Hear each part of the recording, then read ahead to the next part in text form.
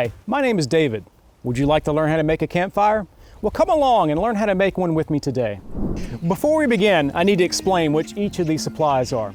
This is Vaseline and this is cotton swabs. When you put them together, it makes it easier to light a fire. Next, we have a hatchet. The hatchet is used to bust wood. This is just a regular lighter. These are marshmallows, which I'm going to show you guys at the very end how you roast marshmallows over an open fire. We have skewers. These skewers are for putting food on to put over the fire to cook. And this is fuel gel. Fuel gel makes it easier to light a fire. Now we're ready to create our fire, but first, we need to create tinder. Tinder is the item that you make that will make it easy to start your fire. To make our tinder, I have two items. I have Vaseline and I have cotton. When I mix these two items together, it will create something that burns for about 4 minutes.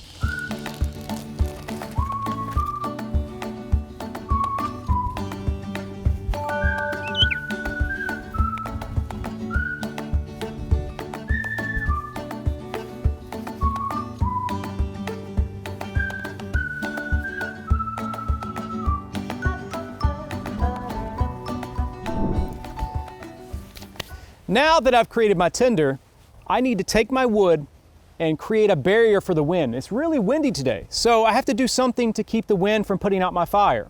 So what I'm going to do is take my wood, kind of stack it around, and it'll create a barrier that stops the wind from blowing out the flame.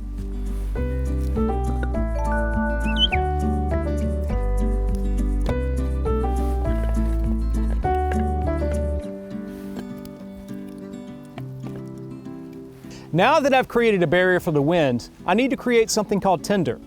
Tinder is when you take large pieces of wood and cut them down with something called a hatchet. The hatchet is used for chopping the wood. It creates these little small pieces like this.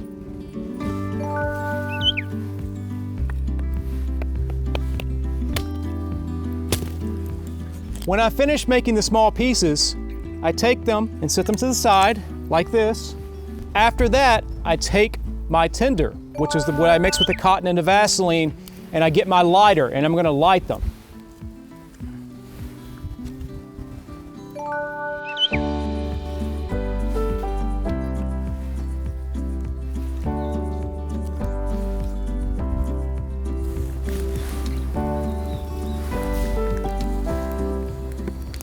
The next step in lighting a fire is to use tinder. If your tinder doesn't light, because it's really windy today. Some days it's hard to light a fire on a windy day. You can use something called fuel gel.